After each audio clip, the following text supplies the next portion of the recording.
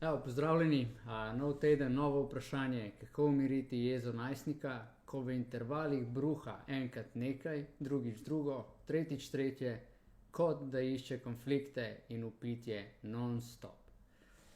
Najprej bi rekel, da si vsi starši, ki to zdaj poslušate, prosim, dajte priznanje za to, da ste starši, ker to je ena redkih vlog v življenju, ali pa lahko bi rekel edina vloga, za katero ni šole.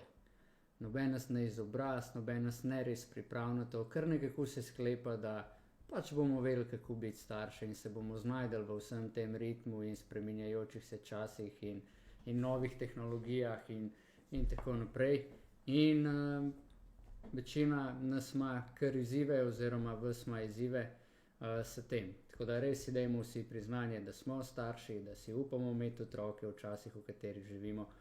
In smo pripravljeni za njih narediti marsikaj, se izobraževati, spustiti svoj ego, da vse vemo in prevzeti mogoče nek nov način, nov pristop, nekaj novega probati.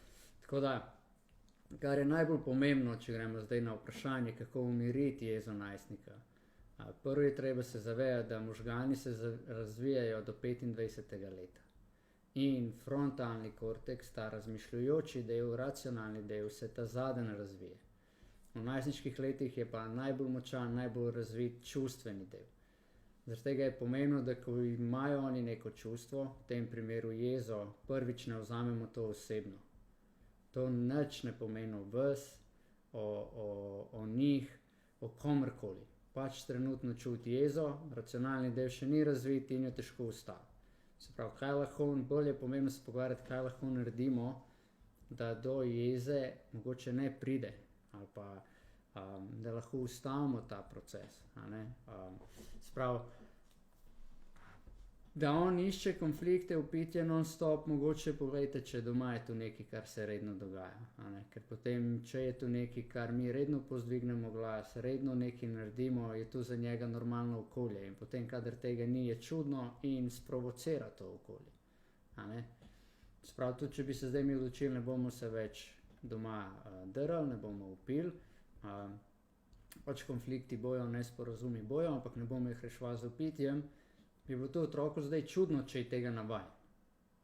Tako da bo testiral in bo provociral zaradi tega, da bo vedno znova pač prišlo to okolje, katero je ponavadi tam. Tako da to je prva stvar, ki se je treba zavedati. Pač kar je za pajka normalno, je za muho kaos. In ko za vas rata normalno, da bi se zdaj ne več drl, je za njih je to kaos. Oni niso navajeni živeti v okolju, kjer ni vpitja. Sprav, ena zadeva je ta, druga pa, kako lahko pride do tega, da je manj jeze prisotno, manj tega čustva jeze. Nekaj bo še vedno, ker bo neke frustracije imel, ker ima neka pričakovanja do sebe in ne bodo izpolnjena in potem se bo to prelilo v jezo in odraščamo oziroma smo v družbi, kjer hitro rajši okrivimo druge, kakor sami prevzamemo odgovornost. Tako to je najverjetneje tudi pri najstniku, najstnici tam, kadar pride do tega. Tako da, kar je njih osebno, se lahko nekaj pogovorimo, sami povemo svoj primer, kjer smo imeli visoka pričakovanja, non-stop živeli v jezi in ko smo jih spustili, kaj je bilo potem možno za nas in kaj smo pol naredili glede tega in tako oni dobijo lahko neko idejo.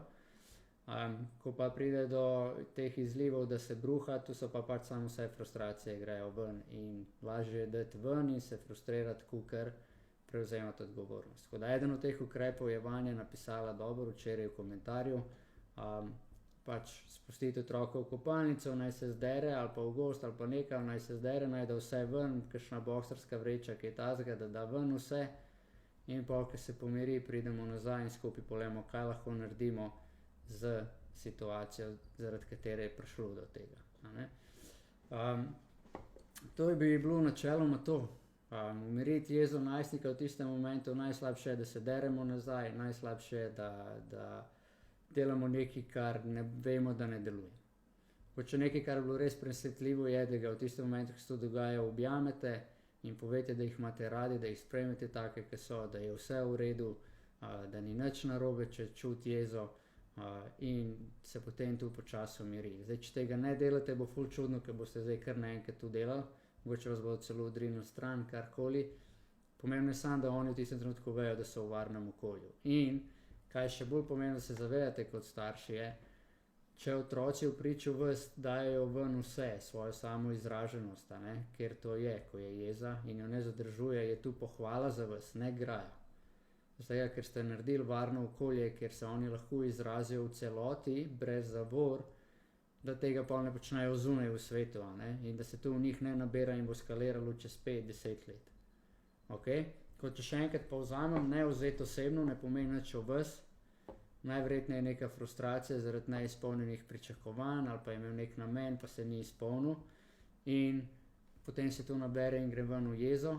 Tudi ne pomeni nič o njemu, da je zato slab otrok, da je nevzgojen, da ni priden, da se ne zna kontrolirati, da je čustveni imbecil, da je nespoštljiv, da je jezikav in tako naprej. Sam pač v enem momentu se je nekaj zgodilo, kar je prelilo kapljo čez rob. Tako da takrat mu omogočiti okolje, da to ven, na varen prostor, pa se pa pogovorimo, kaj je do tega pripeljalo, kaj lahko naredi ali pa naredimo skupaj v bodoče, da bo tega manj. Tako da, če še kakšno pod vprašanje, mogoče kaj bolj specifično, lahko v komentar, pa bomo odgovorili v bodoče. Drugače pa upam in verjamem, da boste dobivali vrednost zase še naprej v teh videih, teh odgovorih, tako kakor jih starši na predavanju najstnik11.nič.